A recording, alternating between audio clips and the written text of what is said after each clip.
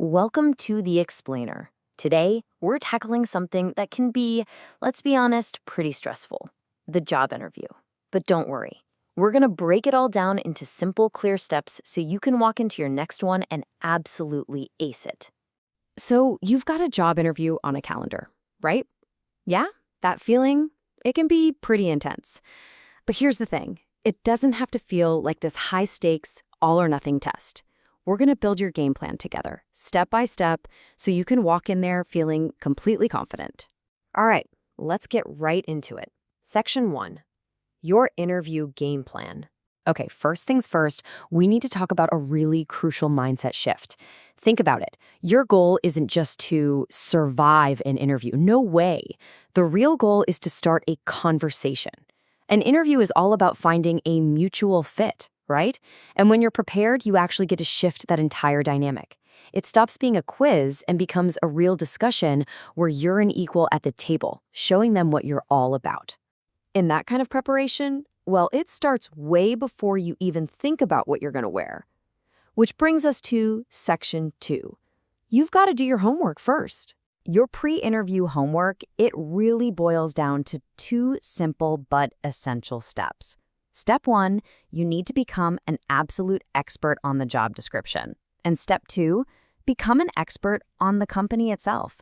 Seriously, just nailing these two things will put you light years ahead of most other candidates. I want you to think of that job description as your personal treasure map. Don't just give it a quick scan. You got to deconstruct it, break it down. What are the exact responsibilities and tasks they list? What professional skills, what technical skills are they calling out? And maybe most importantly, what are those hidden gems? The transferable skills, the competencies like teamwork or problem solving. Every single one of those points is a massive clue about what they really care about. All right, next up, you zoom out and look at the company as a whole. And I mean, go way beyond their homepage.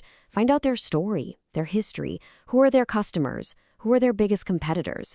But listen, the real secret sauce here is getting a feel for their company values and their culture.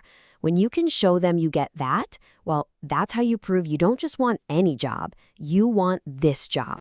Okay, so once you've done all that amazing research, you are totally ready to put it to work. Let's jump into Section 3, answering the why questions. You know what's coming. The first big one is almost always, so why do you want to work for us? This, right here, is where all that company research becomes your superpower. You should have a couple of really solid reasons ready to go. Reasons that connect their mission or their products or their values directly to your personal career goals. And as you're crafting that answer, I want you to burn this number into your brain. 2 minutes. That's the sweet spot. Seriously. It's just long enough to give a detailed, thoughtful answer, but short enough that you don't lose their attention for a second. It shows you're articulate, and just as important, that you respect their time. Okay, next up is the other big why question. Why this position, specifically? And now you get to pull out that treasure map again, your detailed analysis of the job description. This is your chance to prove you don't just want a job title. You actually understand the role inside and out and what it's going to demand every single day. And yup, you guessed it. That 2-minute rule is your best friend here too. Use that time to draw a crystal clear line from the requirements you found on your treasure map straight to the specific skills and experiences you have. The key is, don't make them try to connect the dots. You do it for them, loud and clear. And then there's the big one. So why should we hire you? This is your headline moment, your elevator pitch. It's where you take all the pieces, your skills, your deep understanding of the role, your connection to their culture, and you weave it all into one powerful, compelling story about why you are, without a doubt, the perfect person for the job. Okay, so talking a good game is great, but proving it, that's everything. So let's move on to Section 4, proving your skills. And for this, there is one tool that is an absolute game changer. It's called the STAR method.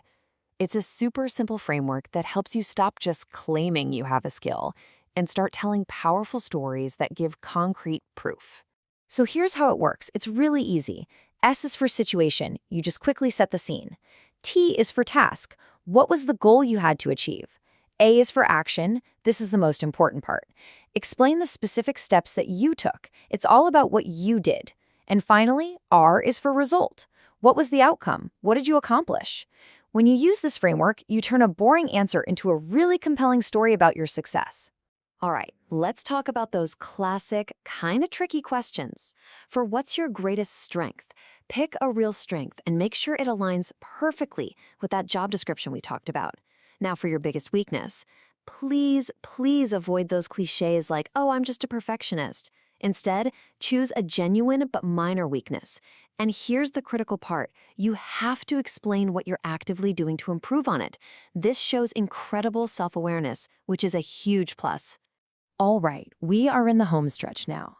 These are the details that can make all the difference in the world. Welcome to Section 5, the final polish.